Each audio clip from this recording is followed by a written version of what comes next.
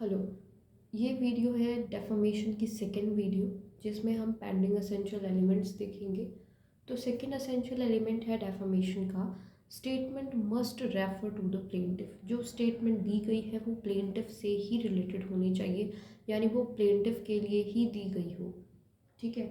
तो अगर प्लेंटिफ ने एक्शन लेना है डेफर्मेशन में, तो उसे प्रूव करना पड़ेगा कि जो स्टेटमेंट है जिसके लिए वो कंप्लेंट कर रहा है वो उसी के लिए दी गई थी। डिफेंडेंट का इंटेंशन इमटेरियल है। अगर पर्सन ये प्रूव कर देता है कि स्टेटमेंट मेरे लिए ही थी और डिफेंडेंट ये बोल रहा है मेरा इंटेंशन नहीं था ऐसा करने का, फिर भी डिफेंडेंट लायबल होगा, क्योंकि डिफेंडेंट का इंटेंशन इमटेरियल है। ये हमने प्रीवियस वीडियो में देखा था। एक केस देखते हैं। केस का नाम है Newstead versus London Express newspaper Limited. London Express newspaper limited. अब इस केस में क्या हुआ? इस केस में ये जो डिफेंडेंट है लंदन एक्सप्रेस न्यूज़पेपर लिमिटेड, इन्होंने क्या किया था, इन्होंने एक आर्टिकल जो है लिखा था हारोल्ड न्यूस्टेड के ऊपर। ये पर्सन जो है वो एक कैम्बरवेल मैन है। इन्होंने इस पर एक आर्टिकल लिखा था कि भाई ये जो पर्सन है इसको कन्विक्शन हुआ है बाइगेमी के लिए। बट स्टोरी जो है वो ऐसे तो ट्रू थी हारोल्ड न्यूस्टेड की, बट हुआ ये, जो एक्शन लिया वो जिसको इसके लिए लिखा था, इसके बजाय एक दूसरा हारोल्ड न्यूस्टेड था, एक जो सेकंड पर्सन था सेम नेम के साथ। ठीक है, सेम नेम के साथ था ये पर्सन, बट ये बार्बर था, वो बारमैन था, ये बार्बर था। ठीक है। तो इस पर्सन ने एक्शन ले लिया, हारोल्ड न्यूस्टेड ने। इसने प्रूफ कर दिया कि मेरा डेफमेशन हुआ है और ऐसा कुछ भी हुआ ही नहीं है, मेरे को कोई कन्विक्शन नहीं हुआ बाइगेमी के लिए। तो यहाँ पे फिर डिफेंडेंट्स को लाइबल बनाया गया। ये भी हेल्प किया गया कि भाई लाइबिलिटी जो बनती है डेफमेशन में वो डिफेंडेंट के इंटेंशन पर डिपेंड नहीं करती कि उसका इंटेंशन था या नहीं था डेफमेशन का, बट फैक्ट्स पर डिपेंड करती है। जो स्टेटमेंट उसने दी है क्या वो डेफमेटरी है, उस पर डिपेंड करती है, डिफेंडेंट के इंटेंशन पर डिपेंड नहीं करेगी। अब एक पॉइंट आता है कि चलिए हमने ये तो मान लिया कि एक पर्सन के लिए हम कह रहे हैं तो हम लायबल हैं। अगर हम क्लास ऑफ पर्सन्स के लिए कह रहे हैं, एग्जाम्पल कोई भी स्टेटमेंट दे रहे हैं, जैसे टीचर्स के लिए दे दी, या फिर कोई लॉयर्स के लिए स्टेटमेंट दे दी, या जजेस के लिए दे दी, मतलब आप एक क्लास के बारे में बोल रहे हो, तो क्या कोई पर्सन एक्शन ले सकता है? ये क्वेश्चन रेज होता है। तो चलिए हम इस पॉइंट को समझते हैं। तो अब क्या होगा, जब वर्ड्स जो है वो किसी इंडिविजुअल के लिए कहे जाते हैं तब तो हम देख लेते हैं कि हाँ भाई डेफामेटरी है, तो पर्सन जो इंडिविजुअल है वो एक्शन ले लेता है। बट अगर ग्रुप ऑफ इंडिविजुअल्स के लिए या फिर क्लास ऑफ पर्सन्स के लिए अगर कोई स्टेटमेंट दी जा रही है, तो वहाँ पे कोई भी मेंबर सूट फाइल नहीं कर सकता जब तक वो ये प्रूफ ना कर दे कि ये वर्ड्स जो है वो स्पेशली मेरे लिए यूज़ करे गए हैं।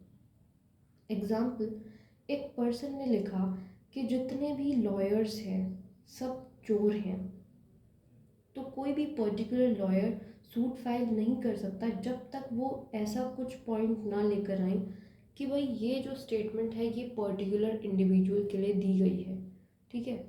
अगर आप ये प्रूफ कर देते हो तो अलग बात है, बट अगर कोई भी पॉइंट, कोई भी स्टेटमेंट जो है वो क्लास ऑफ पर्सन्स के लिए है, तो कोई भी एक मेंबर सूट फाइल नहीं कर सकता। एक केस है, केस का नाम है क्नूफर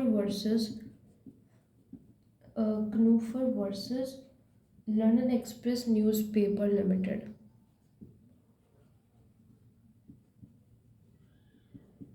अब इस केस में क्या हुआ, इस केस में ये जो पर्सन है ये एक पार्टी का मेंबर है और इस पार्टी में लगभग 2000 लोग हैं।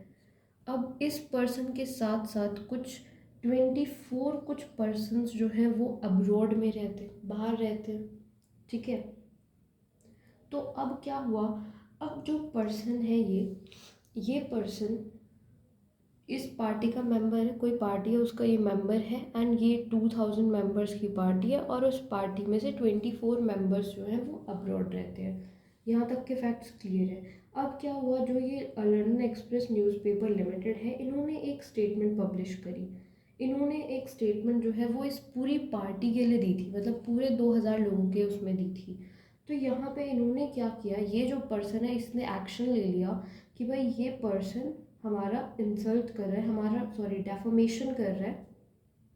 तो इन्होंने ये कहा, तो यहाँ पे हेल्प किया गया भाई जो आर्टिकल था वो पूरे बिग क्लास के लिए था, और जो मोस्ट ऑफ मेंबर्स हैं वो अब्रॉड रह रहे हैं, तो रीजनेबली ये कंसिडर नहीं किया जा सकता, और डिफेंडेंट्स को यहाँ पे लायबल नहीं बनाया गया। ठीक है, तो ये लाइन जो है क्या कहती है, defamation of a class of person. अगर डेफामेशन क्लास ऑफ पर्सनस का हो रहा है तो एक पर्सन सूट फाइल नहीं कर सकता, मतलब कोई भी पर्सन सूट फाइल नहीं कर सकता जब तक वो ये प्रूफ ना कर दे कि ये पर्टिकुलर स्टेटमेंट मेरे लिए ही दी गई है। ठीक है, तो अब यहाँ तक समझ आया कि ये बात हो रही थी अब तक जिंदा लोगों की। एग्जाम्पल, अगर किसी पर्सन की डेथ हो गई हो और उसका डेफमेशन किया जा रहा हो तो क्या वो एक्शनेबल है? Defamation of a deceased person, क्या वो एक्शनेबल होगा?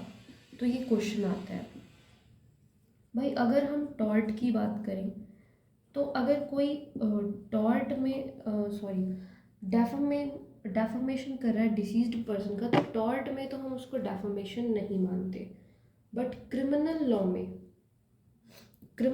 में अगर सिचुएशन ऐसी आ जाए, जो पर्सन है, जैसे एग्जांपल के लिए एक ही जो है वो डेथ हो गई है, इसकी डेथ हो गई है, ठीक है, इसकी डेथ हो गई। अब इस पर्सन पर कुछ इम्प्यूटेशंस लगाए जा रहे हैं, कुछ ऐसे इल्ज़ाम लगाए जा रहे हैं जो बिल्कुल भी सही नहीं है। और क्या हो रहा है, इसके जो फैमिली मेम्बर्स हैं उनकी फीलिंग्स बहुत ज़्यादा हर्ट हो रही हैं, या फिर जो अदर रिलेटिव्स हैं वो बहुत ज़्यादा हर्ट हो रहे हैं। ठीक है, तो इस सिचुएशन में क्रिमिनल लॉ में एक्शन लिया जा सकता है, बट टॉर्ट में एक डिसीज्ड पर्सन को डिफेम करना नहीं है, कोई भी एक्शन नहीं ले सकते आप, टॉर्ट नहीं माना जाएगा। ठीक है, अब हम अपने थर्ड असेंशियल एलिमेंट की तरफ बढ़ते हैं, जो है the statement must be published. Third point की तरफ बढ़ते हैं। पॉइंट है statement must be published. Publication का क्या मतलब है? पब्लिकेशन का मतलब है कि भाई जो मैटर है, डेफामेटरी जो स्टेटमेंट है, वो आप कुछ और दूसरे लोगों को बता रहे हो। जैसे एग्जांपल, मैं एक ही रेपुटेशन को इंजर कर रही हूँ, मतलब इसके लिए कोई डेफामेटरी स्टेटमेंट है। अगर सिर्फ इसी को बोली जाए, इसी तक पहुँचे तो पब्लिकेशन नहीं है। बट अगर ये यहाँ तक बी तक पहुँच गई, सी तक, डी तक, फिर आगे आगे आगे और भी ज़्यादा फैल गई पूरी सोसाइटी में, तब वो क्या हो रही है, तब वो हो रही है पब्लिकेशन। ठीक है, इवन अगर सिर्फ एक सिंगल थर्ड पर्सन को भी पता चल गई ना, इन सब के बजाय सिर्फ बी को पता चल गई, तब भी पब्लिकेशन मानी जाएगी। ठीक है, तो पब्लिकेशन का मतलब है कि डेफामेटरी स्टेटमेंट को किसी दूसरे पर्सन के सामने, पर्सन की रेपुटेशन हार्म करना, जिस पर्सन को डिफेम किया जा रहा है उससे अलग कोई और पर्सन होना चाहिए, तब हम डेफामेशन मानेंगे। ठीक है, तो जब तक ऐसा नहीं होता, जब तक कोई थर्ड पर्सन को पता नहीं चलता, जब तक सिर्फ बात इसी तक है, तो डेफामेशन है ही नहीं, मतलब स्टेटमेंट पब्लिश ही नहीं हो रही है, पब्लिश नहीं हो रही है तो डेफामेशन नहीं है। ठीक है, तो पब्लिश होना ज़रूरी है, अगर पब्लिश नहीं हुई तो डेफामेशन नहीं माना जाएगा।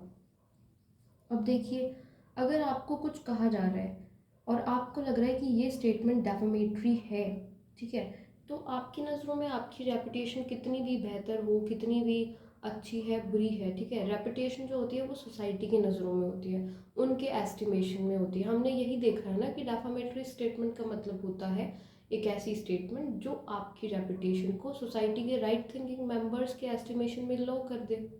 राइट, तो ये ज़रूरी है कि भाई जो डेफामेटरी स्टेटमेंट है वो पब्लिश होनी चाहिए, कम्युनिकेट होनी चाहिए, आपके अलावा किसी और दूसरे मेंबर को, किसी और दूसरे पर्सन को। ठीक है, तभी हम मानेंगे कि हाँ डेफमेशन है। एक इंसान का खुद की नज़रों में क्या रेपुटेशन है क्या नहीं है, ये यहाँ पे मैटर ही नहीं करता। यहाँ पे बात हो रही है पब्लिकेशन की, यानी दूसरों को पता लगना चाहिए।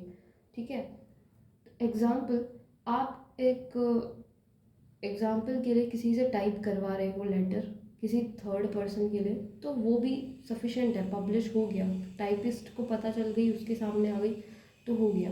एग्जाम्पल, आप एक डेफामेटरी लेटर जो है वो एक पर्सन को, जैसे मैंने एक लेटर लिखा, हिंदी में ही था। अब इंडिया में रहते हैं तो ये एज्यूम कर रहे हैं हिंदी आती होगी। ठीक है, तो मैंने ए के लिए लेटर लिखा, ए के लिए मैंने लेटर लिखा, हिंदी में लिखा, इसको सेंड कर दिया। ठीक है, अब मैंने हिंदी में लिखा है तो ये डेफमेशन नहीं है। ठीक है, बट अगर रॉन्गफुली कोई थर्ड पर्सन, जैसे मैंने ए के एड्रेस पर पोस्ट कर दिया इसी के नाम से, अगर किसी और ने लेटर पढ़ लिया तो मैं लायबल नहीं हूँ डेफमेशन के लिए। ठीक है, कोई थर्ड पर्सन अगर इस लेटर को पढ़ ले तो मैं लायबल नहीं हूँ। ठीक है, तो डेफमेटरी लेटर अगर प्लेंटिफ को सेंड करा, किसी और ने पढ़ लिया, तो वो भी सफिशेंट, वैसे तो पब्लिकेशन मानी जाएगी कि हाँ भाई पब्लिकेशन यहाँ पे हो गई है। ठीक है, तो अब हम एक एग्जाम्पल देखते हैं, केस देखते हैं, महेंद्र राम वर्सेस हरनंदन प्रसाद। अब यहाँ पे क्या हुआ, यहाँ पे डिफेंडेंट ने एक डेफामेटरी लेटर सेंड किया प्लेंटिफ को, जो था उर्दू में। अब बेचारे प्लेंटिफ को उर्दू आती ही नहीं थी। ठीक है, उर्दू आती नहीं थी इसको। अब प्लेंटिफ को उर्दू आती है नहीं आती है, ये भी डिफेंडेंट पर डिपेंड करेगा। अगर डिफेंडेंट को पता था उसे उर्दू नहीं आती, फिर भी उसने उर्दू में लेटर दिया, तो वो पब्लिकेशन के लिए लायबल होगा। बट अगर अगर डिफेंडेंट को पता ही नहीं था कि इसे उर्दू आती नहीं है, तो वहाँ पे फिर लायबल नहीं होगा। ठीक है, तो यहाँ पे यही सेम चीज़ हुई, प्लेंटिफ को उर्दू आती नहीं थी तो थर्ड पर्सन से पढ़वाना पड़ा लेटर, तो यहाँ पे हेल्ड किया गया भाई डिफेंडेंट लायबल नहीं है। कब तक लायबल नहीं है, जब तक ये प्रूफ नहीं हो जाता कि जो उसने लिखा है उर्दू में, उसे ये, अगर उसने जानबूझ के उर्दू में लिखा है, उसे पता था प्लेंटिफ को नहीं आती उर्दू, तो लायबल होगा, अदरवाइज लायबल नहीं होगा। ठीक है, तो स्टेटमेंट जो है वो पब्लिश होनी चाहिए। अगर स्टेटमेंट पब्लिश ही नहीं हुई तो हम डिफेंडेंट को लायबल नहीं बना सकते, राइट। तो स्टेटमेंट का पब्लिश होना भी बहुत ज़रूरी है। तो वीडियो यहीं पे ख़त्म होती है।